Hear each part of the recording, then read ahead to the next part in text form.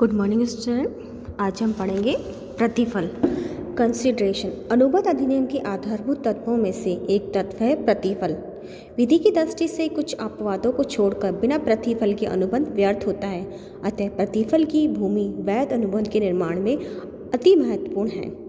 सामान्य रूप से प्रकृति का सामान्य सिद्धांत है कि कोई भी व्यक्ति या समूह जो भी कार्य करता है उसकी इच्छा यही रहती है कि वह जो कार्य करता है उसको उसके बदले कुछ ना कुछ प्रतिफल अवश्य मिलता है। अतः जब भी मनुष्य कोई कार्य करता है अवश्य ही उसकी इच्छा यह रहती है कि उसे प्रत्यक्ष अप्रत्यक्ष प्रतिफल अवश्य मिलना चाहिए। जैसे कोई व्यक्ति दान करता है तो उसका प्रतिफल उसे ना उसके लिए मानसिक संतोष हो सकता है। कोई दो पक्षकार यदि माल क्रय विक्रय का अनुबंध करते हैं तो दोनों ही पारिश्रमिक के रूप में प्रतिफल की इच्छा अवश्य रखते हैं। अतः प्रतिफल मनुष्य जीवन का एक अनिवार्य तत्व है। उसी प्रकार वैध अनुबंध भी प्रतिफल के आधारभूत तत्व है। प्रतिफल से आशय कुछ के बदले कुछ से होता है, मतलब कुछ के बदले कुछ से होता है। अन्य शब्दों में प्रतिफल से तात्पर्य उस मूल्य से है जो वचनदाता वचन के बदले वचन ग्रहीता द्वारा दिया जाता है। अनुबंध के दोनों पक्षकारों में पारस्परिक रूप से कुछ देने का वचन देता है।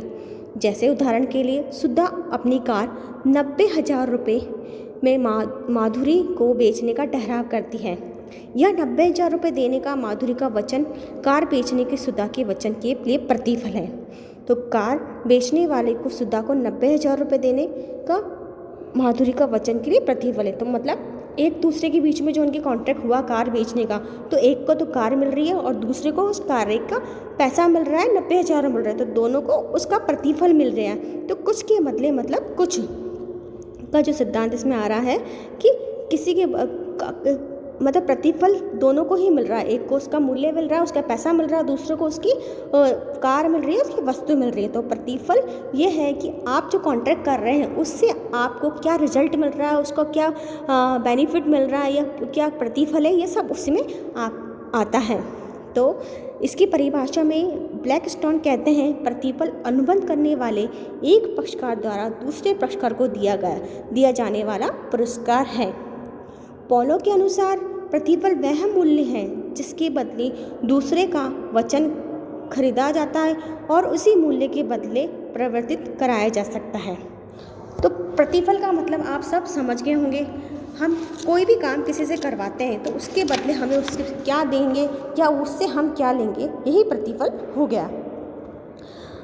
भारतीय अनुबंध अधिनियम की धारा 2D के अनुसार जब वचन दाता की इच्छा या वचन ग्रहीता अथवा किसी अन्य व्यक्ति ने, जैसे कहने का मतलब कोई भी व्यक्ति वचन एक दूसरे को देता है तो उस वचन को पूरा करने पर जो उनका जो कार्य होता है वह प्रतिफल होता है।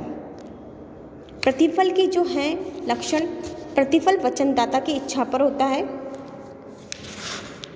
दूसरा, प्रतिफल सकारात्मक हो सकता है, रिजल्ट हमेशा पॉजिटिव होता है कि जो भी उसे मिल रहा है वो उसमें उसके बदले कुछ उसे मिलने वाला है तो वो पॉजिटिव है।